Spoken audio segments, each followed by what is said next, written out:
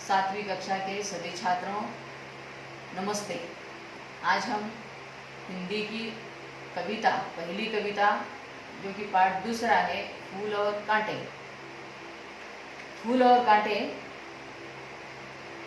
अयोध्या सिंह उपाध्याय हरिओत जी ने लिखी है।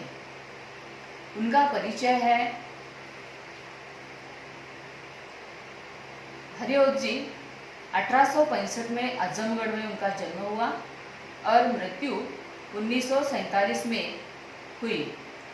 उनकी जो रचनाएं हैं, उनकी प्रिय रचनाएं हैं, वो रचनाएं प्रिय प्रवास, पद्य प्रसंग, वैदेही वनवास, अधर लिखा फूल, प्रेम कांता आदि, ये सभी रचनाएं उन्हें खुद लिखी हैं। और अयोध्या सिंह उपाध्याय जी का खड़ी बोली हिंदी के प्रारंभिक कवियों में मूर्धन्य स्थान है। मूर्धन्य स्थान यानी कि महत्वपूर्ण स्थान, प्रारंभिक स्थान कहा जाता है। आप हिंदी के एक आधार स्तंभ हैं। प्रस्तुत कविता में कवि ने यह स्पष्ट किया है कि मनुष्य विशिष्ट कुल में जन्म लेने से ही नहीं, बल्कि अपने कर्मों से बड़ा बनता है। ऐसा अयोध्या सिंह जो कवि हैं वो कहते हैं कि कुल से मनुष्य बड़ा नहीं होता, कर्मों से बड़ा होता है, अच्छे कर्मों से बड़ा होता है। तो देखिए बच्चों, यहाँ पर विचार मंथन का जो एक तख्ती दी गई है, उसमें भूल, फूल और शूल 3 शब्द दिए गए हैं। इन 3 शब्द का अर्थ हमें मालूम होना चाहिए। बच्चों, भूल यानी हम जो कि गलतियां करते हैं उसे भूल कहा जाता है। भूल कर भी भूल न करें, ये याद रखिए बच्चों। और फूल, सभी फूल जैसे प्रिय बनने की कोशिश करें। और शूल, शूल का अर्थ है कांटा, कोई भी कांटा ना बने। कांटा हमेशा किसी को भी चुभ जाता है, इसलिए कांटा नहीं बननी चाहिए। तो बच्चों, इस कविता में यहाँ पर आपको पंक्ति दी गई है। इस पंक्ति का अर्थ और भावार्थ हम जानेंगे। भावार्थ में देखेंगे, चलो। है जन्म लेते जगह में एक ही पौधा उन्हें है पालता। कांटे और फूल बच्चों दोनों एक ही पेड़ पर उगते हैं, लेकिन दोनों के कर्म अलग हैं, दोनों के स्वभाव अलग हैं, दोनों के गुण अलग हैं और दोनों के कर्म भी अलग हैं। रात में उन पर चमकता चांद भी एक ही सी चांदनी है डालता। रात में चांद चमकता है, चांदनी चमकती है और वो एक सा उनको प्रकाश देते हैं, एक सा प्रकाश देते हैं, फिर भी इनके कर्म अलग है। दूसरी पंक्ति में क्या कहा है देखेंगे हम। मेह उन पर है बरसता एक सा, एक सी उन पर हवाएं हैं बही। मेह यानी बादल। जब बारिश होती है तो एक सी होती है, फूल पर अलग और कांटे पर अलग नहीं होती, दोनों पर एक सा पानी बरसता है, मेह बरसता है। और एक सी हवा ही बहती है, हवा भी उनके साथ में एक सी ही उस पेड़ पर बहती है। पर सदा ही यह दिखाता है हमें, ढंग उनके एक से होते नहीं। ये सब कुछ हवा, पानी, प्रकाश एक साथ मिलता हुआ भी उनके ढंग अलग अलग हैं, वो एक से नहीं हैं। चलो अगले पंक्ति में क्या कहा गया है देखेंगे कविता में। कांटा कैसा होता है। छेद कर कांटा किसी की उंगलियां, फाड़ देता है किसी का वरवसन।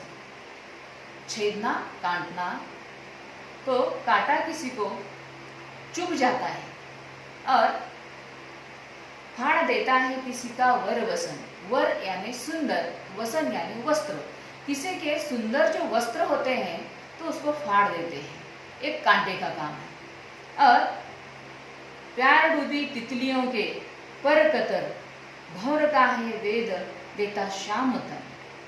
प्यार में, फूल के प्यार में डूबकर जो तितलियां फूल के पास आती हैं और फूल पर बैठने की कोशिश करती हैं, तब कांटे उनके पर कतर देते हैं और भौरा उसके पास आता है मीठा मधुर रस पीने के लिए, तो वेद देता है, वेदना यानी उसको छेद करना, फाड़ना, तो वेद देता है श्याम तन, श्याम यानी काला, भौरे का तन काला होता है, उसका तन उसको छेद देता है। यह कांटे का काम है। और देखेंगे फूल क्या करते हैं, फूल किस प्रकार हमको संदेश देते हैं।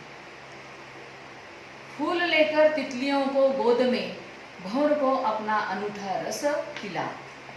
फूल क्या करते हैं, तितलियों को अपने गोद में लेते हैं, अपने गोद में लेकर उनको खिलाते हैं यानी कि खेलते हैं। भौरों को अपना अनूठा रस पिलाते हैं। अनूठा रस यानी शहद, मीठा रस भौरों को पिलाते हैं, ये फूल करते हैं। निज सुगंध और निराले रंग से है सदा देता कली की जी की खिला। यानी कि फूल क्या करता है, निज सुगंध, निज यानी स्वयं का सुगंध, ओ का अर्थ है और, यहाँ पर तो खुद का जो सुगंध है निराले रंग से, उसके रंग भी बहुत निराले होते हैं। आपके पुस्तक में देखें, यहाँ पर फूल है, भौरा है, तितलियां यहाँ पर दिख रही हैं, ये सभी फूल के पास उसका मिठास लेने के लिए, सुगंध लेने के लिए आते हैं। जी की कली खिलना यानी कि खुश होना। तो फूल को देखकर सभी बच्चे, बूढ़े, बुजुर्ग खुश हो जाते हैं। कांटे को देखकर कोई खुश होता है क्या? नहीं ना। तो फिर फूल को देखकर सभी खुश हो जाते हैं। जी की खिला देता है फूल। आगे देखें, है खटकता एक सबकी आंख में, दूसरा है सोहता सूर शीश पर। एक जो कांटा है वो सबकी आंखों में खटकता है, और दूसरा जो फूल है वो सोहता सूर शीश पर, सूर यानी देवता के शीश पर सुंदर दिखता है। सोहता यानी शोभायमान होता है। ये फूल का कर्तव्य है।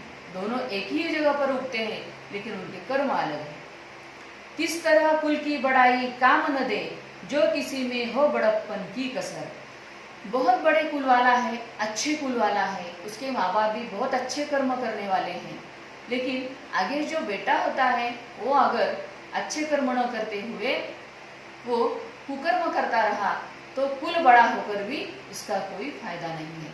इसलिए हम बड़प्पन अगर पाना चाहते हैं तो खुद में बड़प्पन होनी चाहिए। अच्छी काम, अच्छे बात, अच्छे जो कि सौंदर्य वाले काम हम करने चाहिए।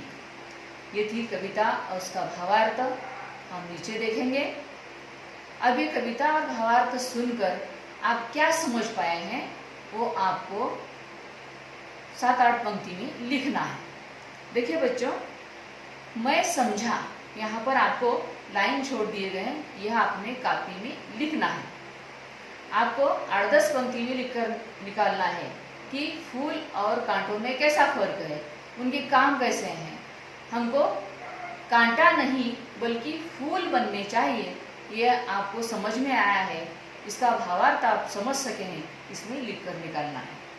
आगे देखिए बच्चे, आपको शब्दार्थ में पढ़ाते समय बताए हैं कि शब्द वाटिका, नए शब्द जो कि यहाँ है, मेह, बादल, वर, श्रेष्ठ, सुंदर, वसन, वस्त्र, वेदना, घायल करना, और नीचे है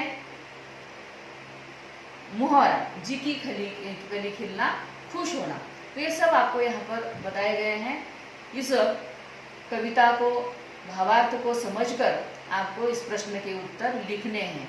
बच्चों, आप सभी अपने कॉपी में इस प्रश्न उत्तर को लिखें और याद करें। अब आगे हम कविता को सुनेंगे, उसको गुनगुनाएंगे और उस कविता को कंठस्थ भी करेंगे। ये सभी बच्चे याद रखें। और जो गृह कार्य है आपका, इस कविता के नीचे के प्रश्न उत्तर लिखकर मेरे व्हाट्सएप नंबर पर भेज दें, तो हम कविता सुनेंगे। जन्म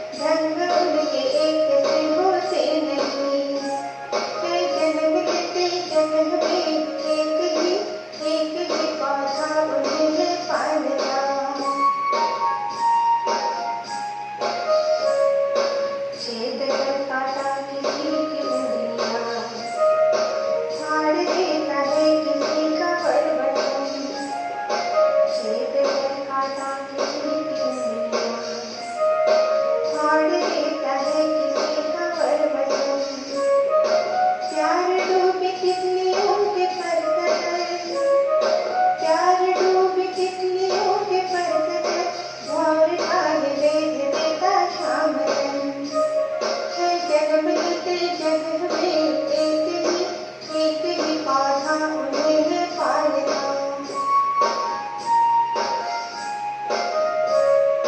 फूल लेकर तितलियों को गोद में, मोर को अपना अनूठा रस मिला।